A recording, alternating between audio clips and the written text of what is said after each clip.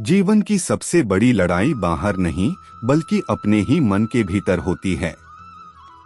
भगवद गीता में भगवान श्री कृष्ण ने अर्जुन से कहा, उद्धरेदात्मनात्मान नात्मानमवसाद्येत। अध्याय 6 श्लोक 5। अर्थात मनुष्य को अपने मन द्वारा स्वयं को ऊपर उठाना चाहिए, गिराना नहीं चाहिए। 1। मन मित्र भी शत्रु भी। भगवान श्री कृष्ण समझाते हैं कि मनुष्य का मन ही उसका सबसे बड़ा मित्र और सबसे बड़ा शत्रु है।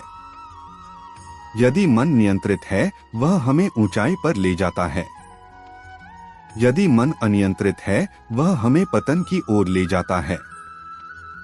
आज की दुनिया में हमारा मन हर पल भटकता है। मोबाइल, सोशल मीडिया, तुलना, लालच, वासना, क्रोध। मन एक बंदर की तरह है जो एक डाल से दूसरी डाल पर कूदता रहता है। 2.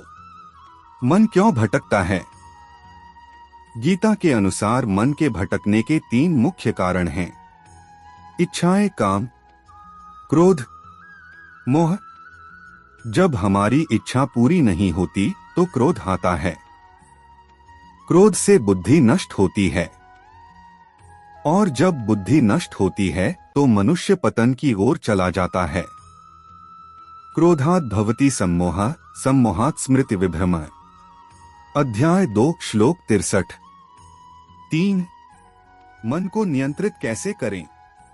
भगवान श्री कृष्ण ने स्पष्ट उपाय बताए हैं। 1. अभ्यास, प्रैक्टिस। मन को बार बार सही दिशा में लाना ही अभ्यास है। जैसे जिम में शरीर मजबूत होता है वैसे ही अभ्यास से मन मजबूत होता है। 2. वैराग्य, डिटैचमेंट। फल की चिंता छोड़ देना। काम करो लेकिन परिणाम भगवान पर छोड़ दो। 3. ध्यान, मेडिटेशन।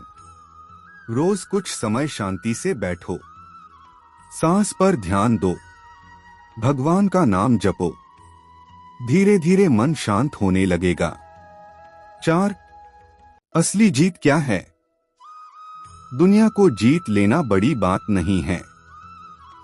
जो अपने मन को जीत लेता है वही असली विजेता है। यदि कोई व्यक्ति करोड़पति है लेकिन उसका मन अशांत है वह दुखी है। लेकिन जो साधारण है और उसका मन शांत है वही सच्चा सुखी है।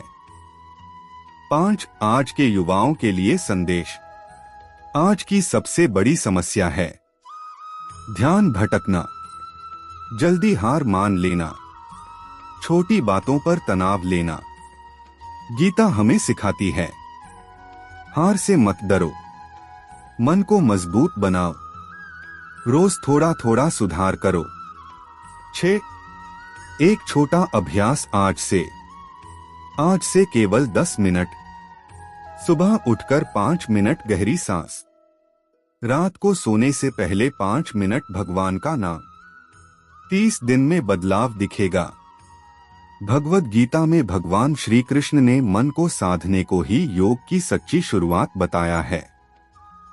अर्जुन ने भी स्वीकार किया था। चंचल ही मनः कृष्ण। अध्याय 6 श्लोक 34। अर्थात हे कृष्ण, मन अत्यंत चंचल और बलवान है, इसे नियंत्रित करना वायु को रोकने जैसा कठिन है।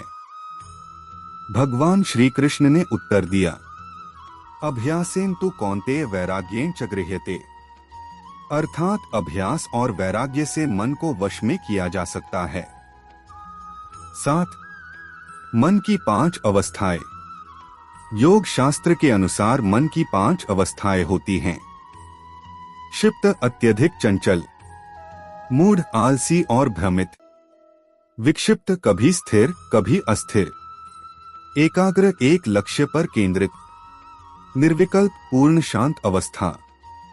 हमारा लक्ष्य है विक्षिप्त से एकाग्र और फिर निर्विकल्प की ओर बढ़ना। 8. मन की ऊर्जा को कैसे सही दिशा दें? मन को दबाना नहीं है बल्कि दिशा देनी है। 1. लक्ष्य स्पष्ट रखें। जिसका लक्ष्य स्पष्ट होता है उसका मन कम भटकता है। लक्ष्य के बिना मन इधर उधर भागता रहता है। 2. संगति बदलें। जिसके साथ आप समय बिताते हैं वैसा ही आपका मन बनता है।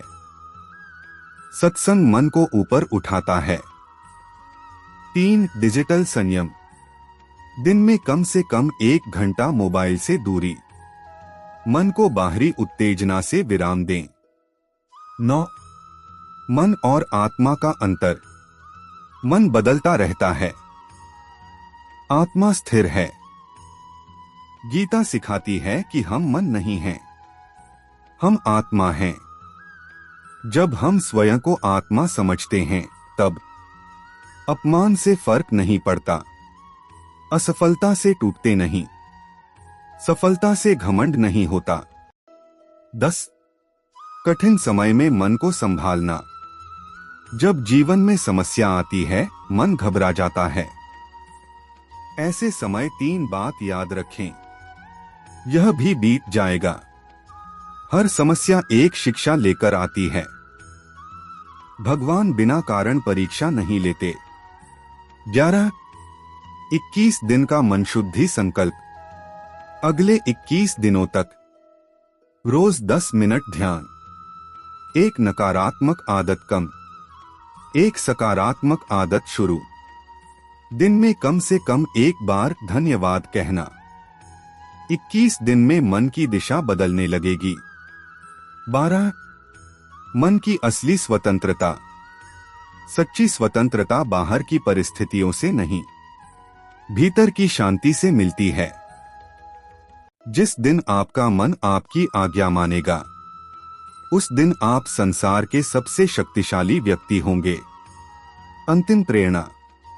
मन को जीतना एक दिन का काम नहीं है, यह प्रतिदिन का अभ्यास है। छोटे छोटे कदम, लगातार प्रयास और भगवान पर अटूट विश्वास।